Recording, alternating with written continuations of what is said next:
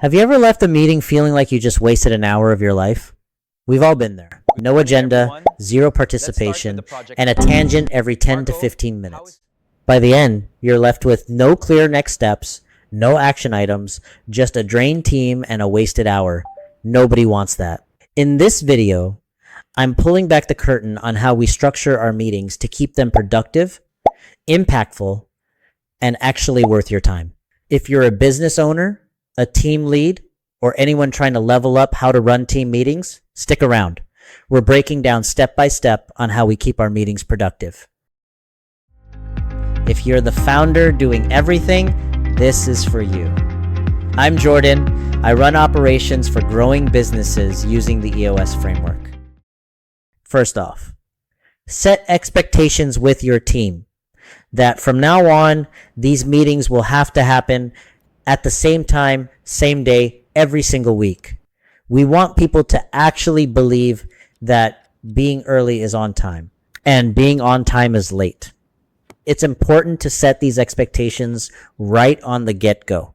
To keep everyone engaged and focused, best for your meeting to have a designated number 1, timer, 2, note taker, 3, facilitator. Each role is important. For the timer, this is the person in charge of the clock. His or her job is to make sure to alert us if we're going over the given time. It's just as simple as running a timer. That's it. There are free timer apps on that automatically alarm when you're over time. You'll see them on apps like Zoom and Google Meet. Feel free to use those. Here's a quick snapshot of how long each section of the meeting should be spent.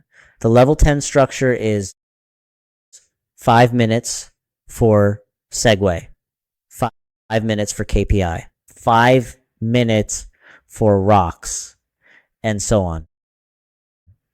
For the note taker, the job of this person is to take note any actionable items agreed during the meeting and who is assigned to. Okay, now that you have everything in place, let's dive into the parts of the meeting. First off, we start the call on a positive note. We call this the segue. It's just a quick sharing across the team. You can call it an icebreaker. For me, I usually just ask each to share one personal and or one business win for the week. This should only take 5 minutes max.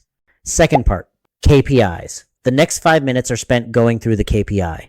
Adding this part to the meeting helps flag performance issues early on, setting aside subjectivity. This allows you to make better decisions through cold, hard data. Instead of gut feel, for me, I normally just assign the same person every week to take the mic, go through the numbers, and share them with everyone. Fight the urge to defend or explain anything yet. If a metric is below target, then drop it to the issues list for later. Keep it quick and straight to the point. Next part is the rocks. Rocks are quarterly goals you've set for your team.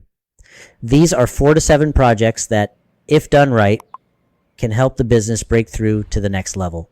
These are side projects that need to be done on top of the daily work needed. Each rock needs to have an owner. That's the person in charge to make sure things move forward. Here, we allot 5 minutes to go over our quarterly goals. I just ask one member to go through each rock and ask if it's on track or off track. Again, fight the urge to defend or explain. If it's off track, then drop it to the issues list to be discussed later. Okay, moving on. What usually follows after rocks are the headlines. Here, we share any big news for the week. Like the sales team hit its all-time high record of $136,000 this August. Or we hired a new operations assistant. His name is Jose. Things like that. We spend 5 minutes here. A few teasing and banter every now and then. Shouldn't take long. Sometimes the updates we share here are the same as what we share during the segue, so this part usually gets skipped. Again, it's different for every company. Next, after the headlines are the to-dos. Here, we give the team at least 5 minutes to update the status of their tasks. These are the tasks that were discussed in the previous meeting.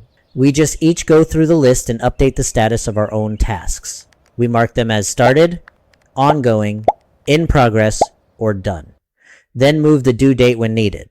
Another important note is that whatever tasks require further team discussion, drop them to the issues list for later.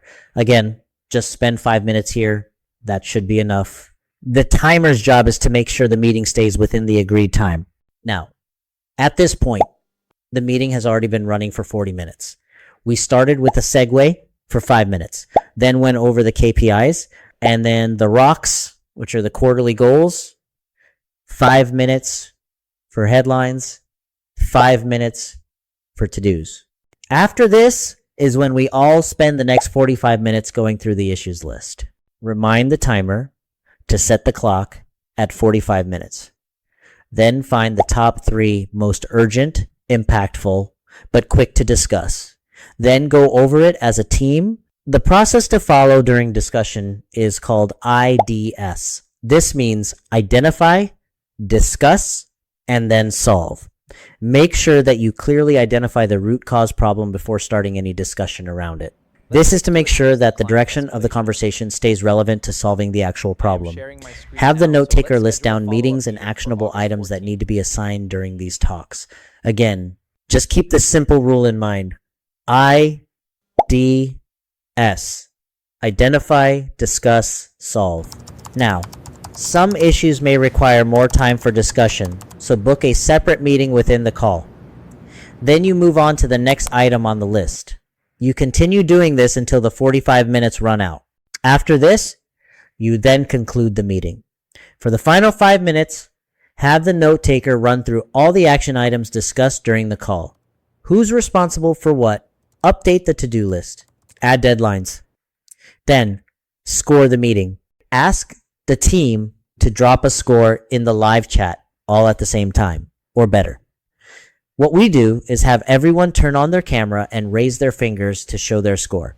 Then we note the lowest and ask what could have made it a 10. And that's it. Congratulations. You just had your first level 10 meeting with your team. That's how I run my team meetings so far. That has worked well, regardless of the niche or industry. I hope you've learned something from this video. Before we wrap up, if you're a business owner looking to hire high caliber remote talent, check the link in the caption labeled Business Owner. If you're a remote professional with the skills and the heart to support amazing clients, apply through the link labeled Remote VA. If you found this video helpful, don't forget to like, subscribe, and share it with someone who might need it. And I'd love to hear from you. What did you think of this video? Whether it's feedback, questions, or suggestions, drop them in the comments below. See you in the next one.